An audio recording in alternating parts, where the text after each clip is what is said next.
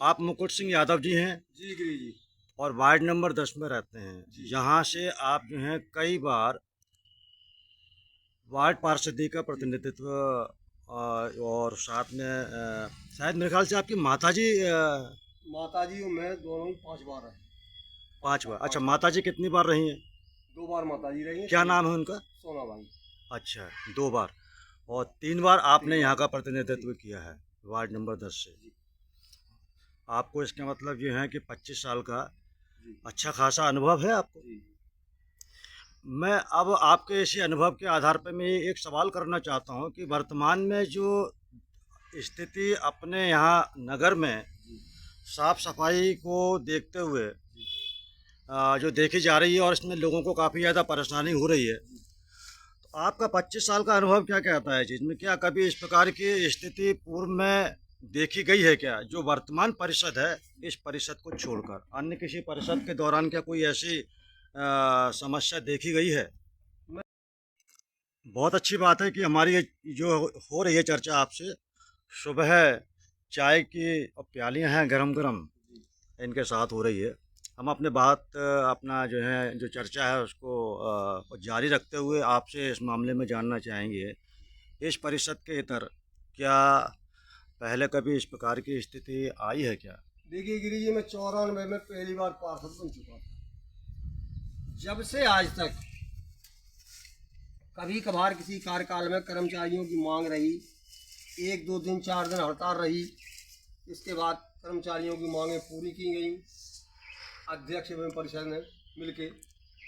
इस बार भी जो नगर में दुर्दशा हो रही है नगर की, वो नहीं होना चाहिए। परिषद को और अध्यक्ष को इस बार पर गौर करना चाहिए कि भाई उनकी छोटी छोटी समस्याएं हैं, उनको मान लेना चाहिए। कोई ऐसी बड़ी समस्या नहीं है उनकी। कल मैंने चौहान साहब को भी सुना था, तो उन्होंने भी यही बात रखी है कि छोटी छोटी समस्याएं कोई इतनी बड़ी समस्या नहीं है कर्मचारियों की कि जो मानने लायक ना हो। फिर भाई क्या उनकी। वजह है? जी है। फिर क्या वजह आ रही है फिर ये? अब वजह ये है कि आज की परिषद जो है और अध्यक्ष जी, इनको कहाँ अटकल आ रही है, इसको समझना चाहिए। अध्यक्ष माने अध्यक्ष प्रतिनिधि। अध्यक्ष प्रतिनिधि है अध्यक्ष जी। हुँ।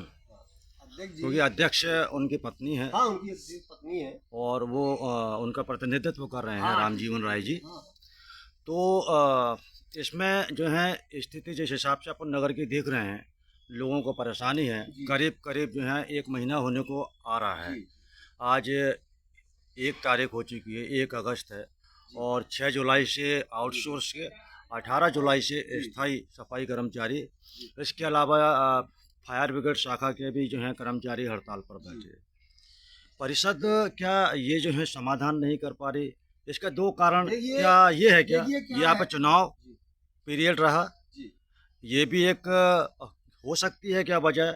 या फिर जो है परिषद के अंदर ही मतलब जो है किसी नहीं, प्रकार का जैसे तालमेल नहीं है? चुनाव बीच में रहा, तो कोई अगर आचार संहिता के अंदर ऐसी बात आ रही थी कि उसमें आप परिषद की मीटिंग नहीं बुला पा रहे थे, तो उनको आश्वासन दे देते।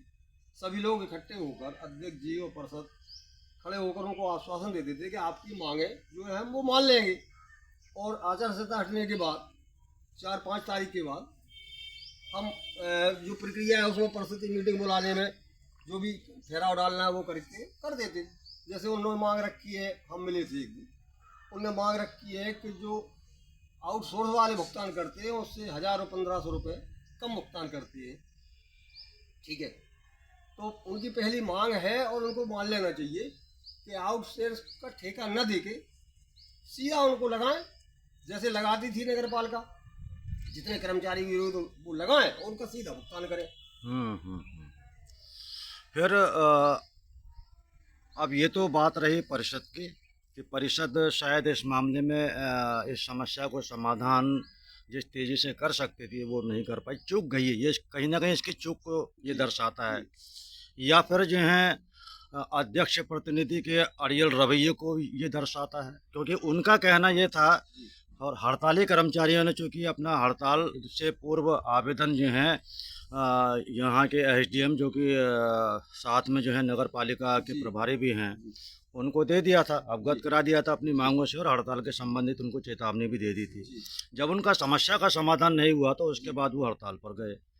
अध्यक्ष प्रतिनिधि कहते हैं कि हमारे को उन्होंने अवगत नहीं कराया। अब इसमें दो चीज़ें आती हैं, या तो इनका अड़ियल रवैया कि अगर चाहते तो ये वहाँ पर जा भी सकते थे और इस जो समस्या है उसका ये जो है शीघ्र निदान कर देते, और आज जिस हिसाब से जो है हम कचरे के ढेर पर बैठे हुए हैं एक तरह से, हालांकि ये बात अलग है, वो इसके लिए सराहना के पात्र भी हैं कि उन्होंने जेसीबी से कुछ कचरा जो है समेटवाया, मगर चूँकि गलियों में स्थिति ज़्यादा ख़राब है। दूसरी बात ये आती है इसमें, अगर हम ये देखें कि जो हमारे यहाँ के प्रतिनिधि हैं कांग्रेस से, अब हम आपकी बात करते हैं जिसके, आप चूँकि जो है विधायक प्रतिनिधि हैं कांग्रेस, तो यहाँ पे जो अपोजिशन है जैसे अपन कहते हैं, क्योंकि पक्ष और विपक्ष दो चीज़ें मिलकर जो है आपका सत्ता चलाती हैं और सत्ता का क्रियान्वयन कराती है। विपक्ष चूँकि इसलिए जो है महत्वपूर्ण हो जाता है कि वो जो है सत्ता पक्ष को निर्देशित करता है, यदि कुछ वो गलत कर रहा है तो उस चीज़ को वहाँ पर वो रोकता है, उनको उनकी गलती बताता है। यहाँ पर ऐसा, क्योंकि आप तो यहाँ पर जो है नगर पालिका के विधायक प्रतिनिधि हैं और नगर पालिका में विधायक प्रतिनिधि, तो आपके द्वारा क्या प्रयास किया गया? भाई ये है कि पहले तो कर्मचारियों को अध्यक्ष जी से और परिषद से कहना चाहिए कि भाई हमारी मांगे छोटी छोटी उनको मान लें। जैसे अध्यक्ष जी ने कहा है कि उन्होंने हमको अवगत नहीं कराया, तो लोगों को अवगत कराना चाहिए कि भाई हमारी छोटी छोटी मांगे हैं। इसके बाद चलिए, अगर उन्होंने अवगत नहीं कराया तो ठीक है, उसके बाद उसकी प्रक्रिया ठेका निरस्त करने की परिषद में होती है, ठीक है ना। अकेला सीएमओ को अधिकार नहीं होता है कि वो ठेका निरस्त कर, परिषद में जाएगा, परिषद ठेका निरस्त करेगी, सीएमओ साहब उस पर अमल करेंगे। अच्छा, अब रही विधायक प्रतिनिधि, जहाँ भी हमारे विधायक जी की ज़रूरत है हम स्वयं लेकर कलेक्टर साहब के पास, शासन के पास, हमारे विधायक जी इस मामले में बहुत गंभीर है। कहीं भी कोई कर्मचारियों में किसी पे भी कोई परेशानी आती है तो वो सबसे पहले आगे आते हैं।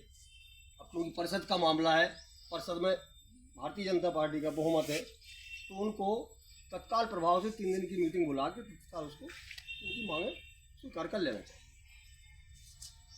ये तो जवाब नहीं हो पाया कि इसमें आपने क्या पहल की? परिषद मतलब कर्मचारियों की तरफ से आपने क्या अध्यक्ष या अध्यक्ष प्रतिनिधि से आपने इस मामले में चर्चा की है? क्योंकि नगर जिस हिसाब से इस समय जो है कचरे के आगोश में है, तो आपका दायित्व पर थोड़ा सा एक प्रश्न चिन्ह लगता है कि आपने इस मामले में क्यों नहीं पहल की?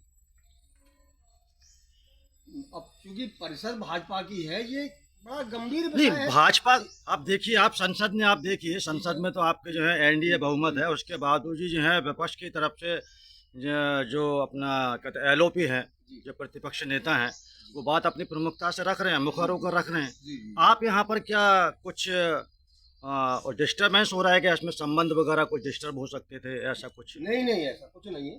फिर आपने क्यों नहीं पहल बात की? कहने और सही रखने में संबंध कहीं बीच में नहीं आते हैं, और कर्मचारी भी तो अपने हैं। अगर परिषद, जब कर्मचारी आपके थे तो फिर आपने क्यों नहीं पहल की? अपने हैं तो कर्मचारी भी अपने हैं, अपने नगर के हैं, और वो जितना बोझ ढोते हैं नगर पालिका में, जिसमें काम वो करते हैं, उनसे ज्यादा कोई काम नहीं करता है। बेशक, सही बात। और वो काम करते हैं जो आम व्यक्ति कर रहा है। आम व्यक्ति नहीं करता है, वो काम वो करती है। ठीक है। और ओवर ड्यूटी भी करते हैं, ओवर भी बुला लो उन्हें कि ये काम है तो वो चले जाते हैं, बेचारे करते हैं, उसका कोई एक्स्ट्रा नहीं मांगते हैं कि हमको एक्स्ट्रा उसका चार्ज दो। इसके बाद भी रात को अगर बुला लो कोई, हाँ, तो वो अपना वो काम, अपना दायित्व वो ईमानदारी से निर्वहन कर रहे हैं। फिर उसके बावजूद भी जो है आपने उनके साथ में खड़ा होना क्यों नहीं उचित समझा?